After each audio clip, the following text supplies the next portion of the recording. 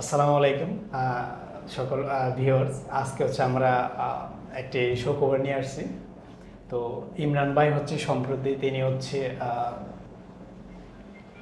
শার্টলি cum computer কারিগরি অধিদপ্তরে চাকরি পেয়েছে। আমরা তার থেকে আসলে শুনবো যে আসলে তার এই যে জার্নি, তার এই সফলতার সংগ্রামেতে কীভাবে সময়টা অতিবাহিত করছে বা কীরকম পড়াশোনা করছে বা টাইপ কতটুকু সময় দিয়েছে তার মুখ থেকে আমরা আসলে শুনবো।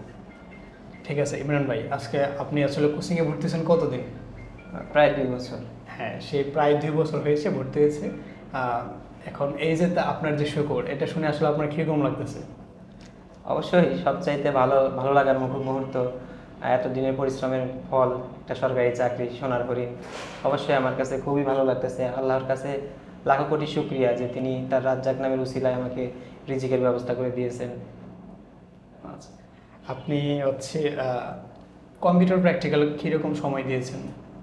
আমি টাইপিংয়ে হচ্ছে আগেই তো শিখছিলাম মোটামুটি, যেহেতু অনার্সের ফাইনাল ইয়ার থাকতে ভর্তি হয়েছিলাম।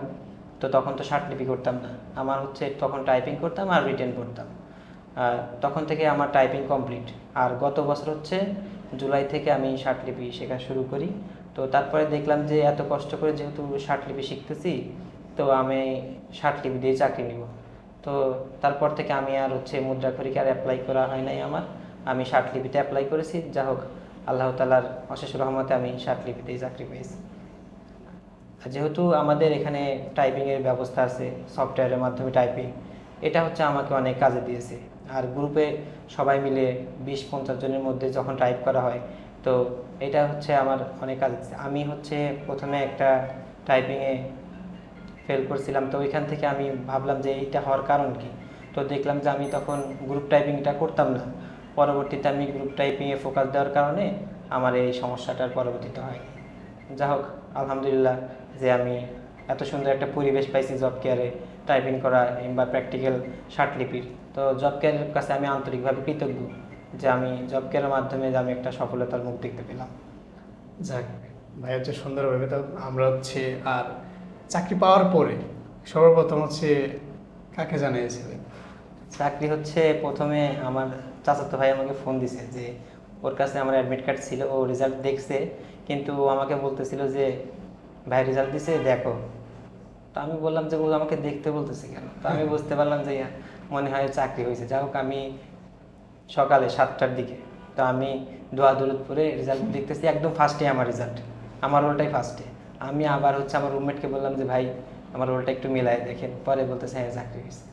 পরে যেহেতু আমার গত মে মাসে 18 তারিখে আমার আম্মা ব্রেন স্ট্রোক করে ইন্তেকাল করছে, তো এটা আসলে আমি আমার আমার জীবনে যে সফলতা, এটা হচ্ছে আমার দুনিয়ার সবচেয়ে প্রিয় মানুষ সে দেখে দিতে পারলো না।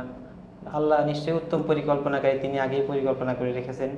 তো আমার যে চাচাতো ভাইয়ের কথা বলতেছিলাম, ও আমার খালাতো ভাইও, চাচাতো ভাই খালাতো ভাই দুইটাই। তো পাশে আমার খালা ছিল। পরে আমি খালাকে ফোনটা ধরে আমি কান্না করে দিছি যে খালা, আমার খালাও কান্না করে দিছে, যেহেতু মা নাই এখন, আমার খালাই মায়ের স্থানে আর কি। তো এটা আমি প্রথমে আমার এই খালাকেই বলছিলাম আর কি। প্রিয় ভিউয়ার্স, শুনলেনই তো তার মুখ থেকেই কথা। তবে একটা কথা কি যে হচ্ছে ছেলে অথবা মেয়ে, তাদের সফলতা যখন তার মা বাবা দেখতে না পায়, এটা আসলে প্রকৃতপক্ষে স্বাদ আমার মনে হয় না পায়। তবে ভাইয়ের জন্য আসলে এটা খুবই দুঃখজনক। হয়তো বা দেখেছে একটা ছেলে বা একটা মেয়ে যখন সফল হয়, সবার প্রথম তার মা বাবাই কিন্তু তাকে মন খুলে এবং প্রকাশ করে দিয়েছে আম্মু আমি চাকরি পেয়েছি। হয়তো বা এটা আসলে দুঃখজনক একটা ব্যাপার। যাক, বা দোয়া ভাইয়ের জন্য শুভকামনা রইল। ভাই হচ্ছে যেন আরও ভবিষ্যতে আরও উন্নতি করতে পারে। তো ধন্যবাদ সকলকে। আসসালামু আলাইকুম। আসসালামু আলাইকুম।